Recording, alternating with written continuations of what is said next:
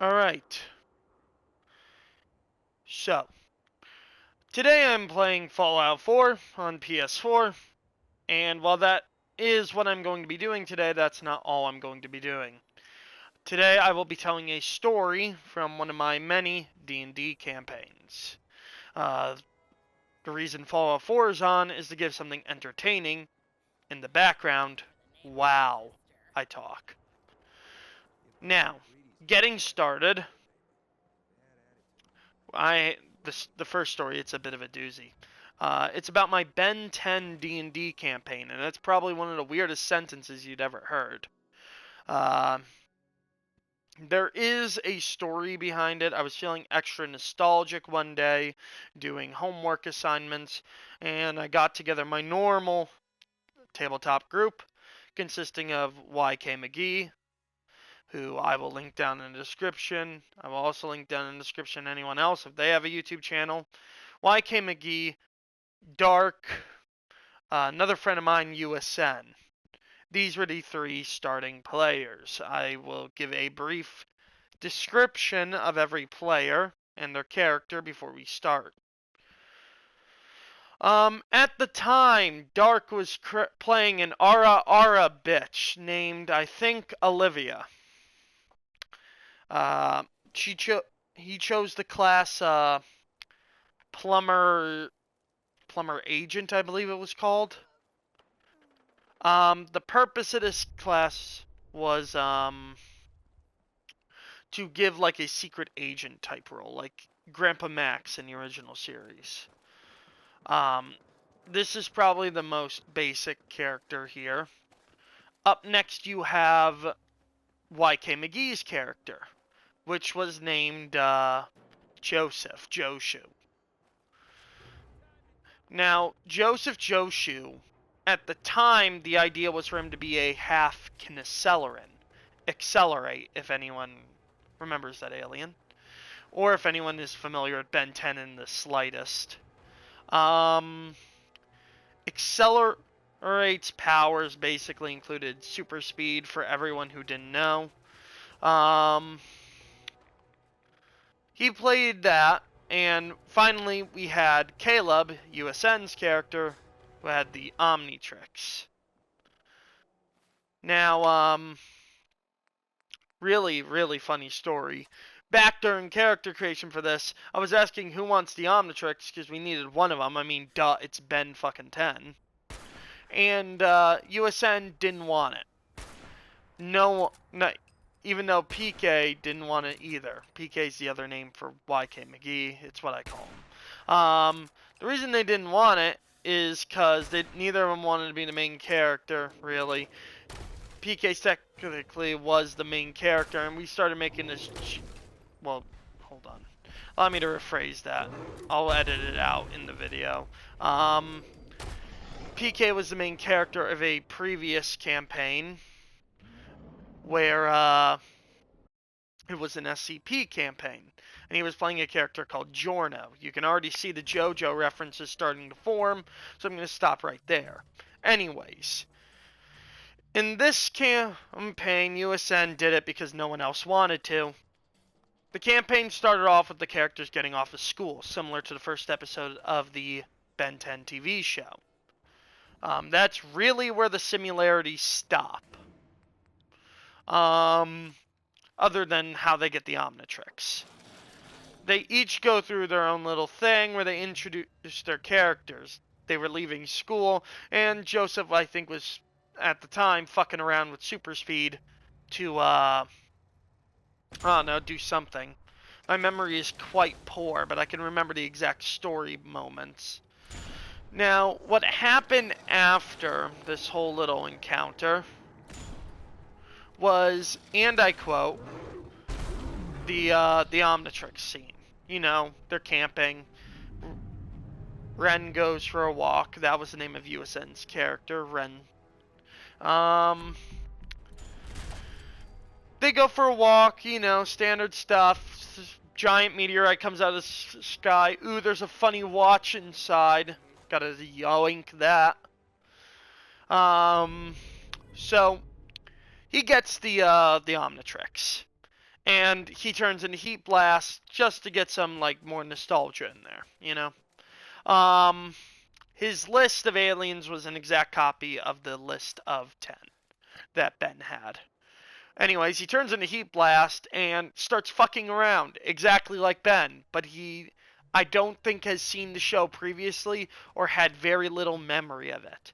His character acted extremely like Ben, to which we learned that was just USN's personality.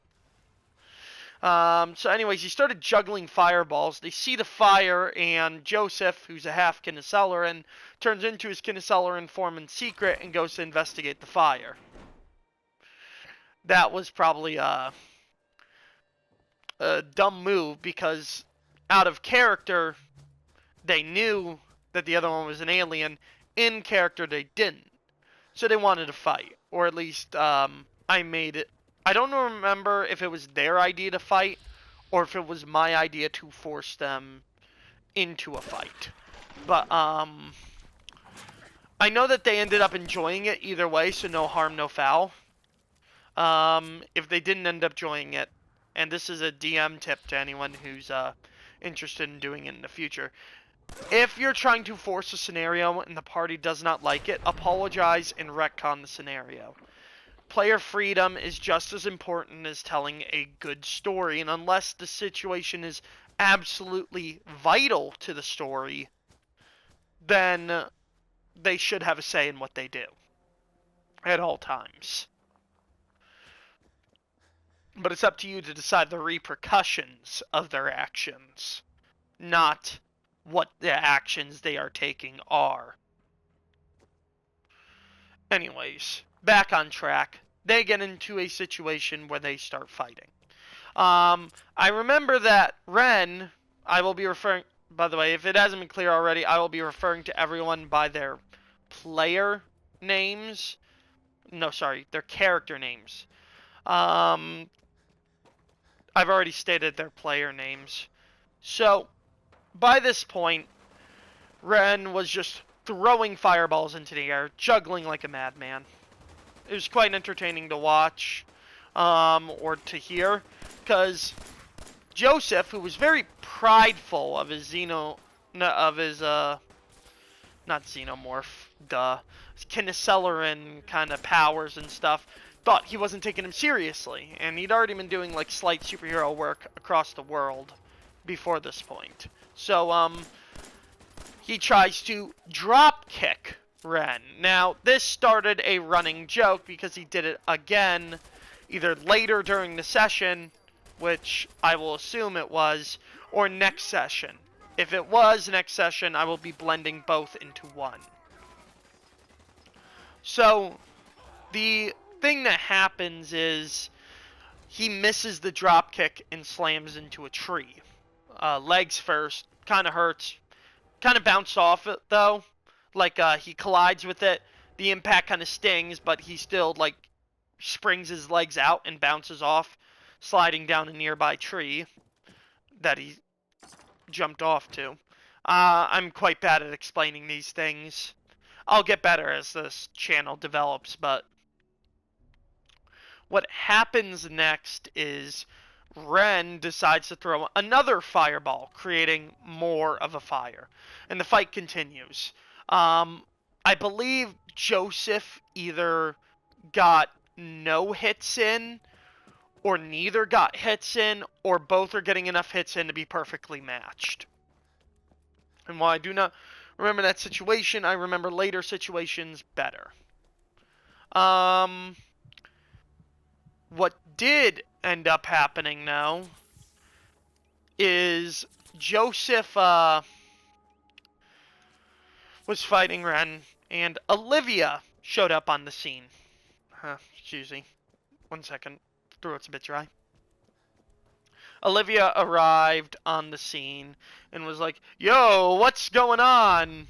But she was retired. She was a plumber in name alone. She dropped out of the Plumbers Academy and everything. So when she came, she brought her pistol, and that was really it. She had nothing really else other than a pistol and fire extinguisher. And when she finds these two superpowered aliens who, a further background, Olivia, the character, is the sister to Ren, and Dark, the player at the time, I guess was obsessed with Ara. So you can already see where this was going. Well, imagine you're a plumber, and you find these two aliens just vibing, fighting, and causing a forest fire. And first off, biologically, they're powerful enough to cause a forest fire. One has super speed, and the other shoots fireballs. Not a situation you want to be in. They ask her who she is, and out of fear, she caves and tells them all about the plumbers. To which, during this cave, Joseph turns back to Heat Blast, who Ren called Heat Wave, and basically is like, and what about you? And that's when I, the GM, made the watch timeout. No purpose keeping secrets if Olivia didn't keep a secret. At this point, everything should be out in the open. At least it was in my mind for it to be. Watch time's out, and everyone sees who everyone is, basically.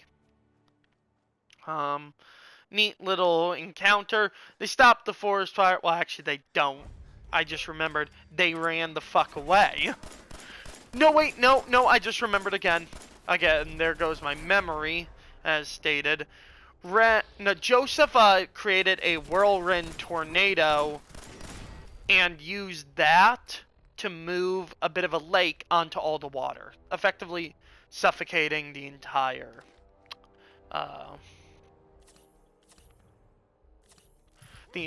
situation. So what happens next is the standard Vilgax drones show up, and Ren turns into Diamond Head to fight them. To which he named it, and I quote, Crystal Meth.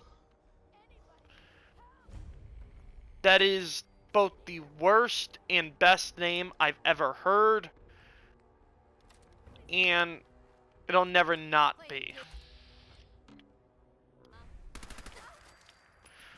So after he turns into Crystal Meth, the big robot shows up. And he reflects the laser as Ben does in the show and cuts through it like butter, while Joseph attempted to strike it with, I believe, another dropkick, and it failed horrendously. Later, during that very same session,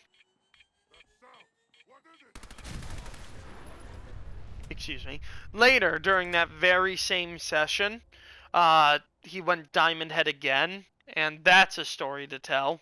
But what ended up happening was they went and continued their road trip. Obviously, I didn't want him staying in one place, and I wanted to explore many situations. I believe that constituted all of Session 1. The story probably wasn't great. Next time, I will be talking about the first session of my very first JoJo campaign, to where I was not the player. Sorry, I was not the GM, but I was a player. Subscribe if you like this, I guess. Quality will improve in the future as I get better at this. I hope you all had fun listening to me talk about useless shit. Have a good day.